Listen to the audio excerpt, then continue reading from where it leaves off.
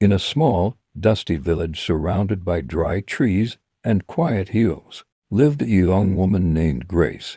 Life had not been kind to her. Her father was sick, her mother long gone, and her younger siblings depended on her for food and care. Every day, Grace walked far to fetch water, helped her father on the farm, and sometimes sold vegetables by the roadside.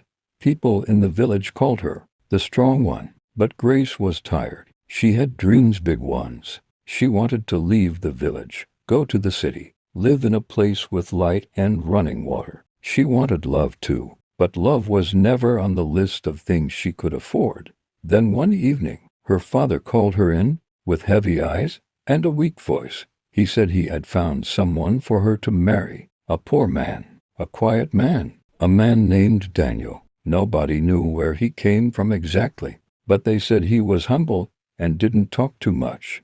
Grace cried in her heart. She wanted to choose love, not be handed off like a basket of yen. But her father was dying, and the pressure from the village elders was strong. So, the wedding happened quietly, with only a few neighbors and a borrowed radio, playing music from someone's window. Daniel was soft-spoken, respectful, and never raised his voice. He stayed in a small rented house at the edge of the village. No TV, no car, nothing fancy. He dressed in plain clothes and worked on a farm nearby, always coming home dusty and quiet.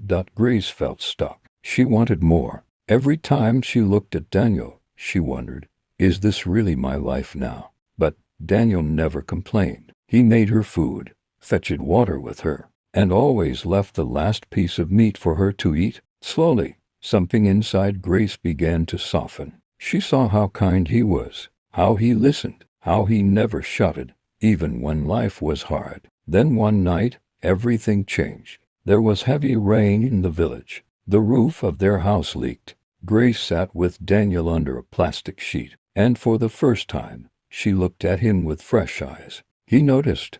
He smiled. That night, they laughed together until the rain stopped, and just like that, the wall between them began to fall. Weeks passed. One day, Daniel told Grace he had to travel to the city for something important. He said he would return in 2 days. Grace didn't think much of it. She just waved goodbye and went back to her farm work. But 2 days turned to 5, then 1 week, then 10 days. No phone call, no message.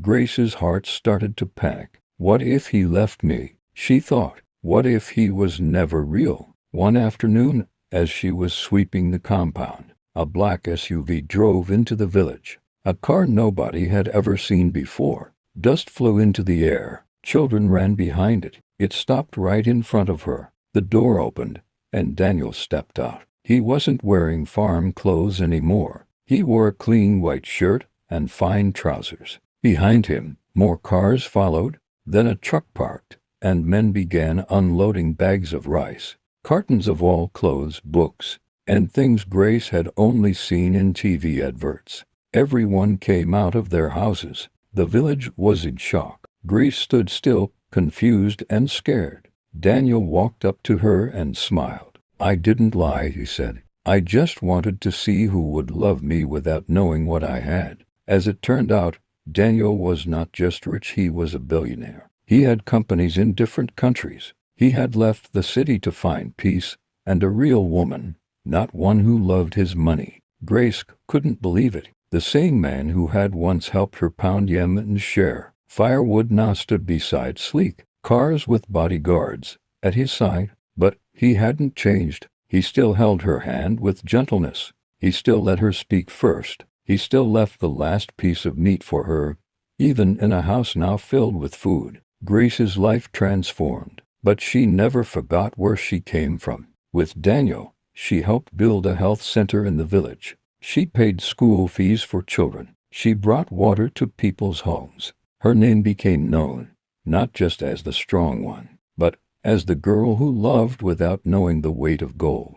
Behind her husband's smile, and Daniel, he never stopped thanking the village that gave him Grace, because in a world full of people chasing wealth and image, he found a quiet love in a dusty village, a love that saw his soul before his status. A love that held his hand when he was just a man in a borrowed room, and that was more than all the money in his name.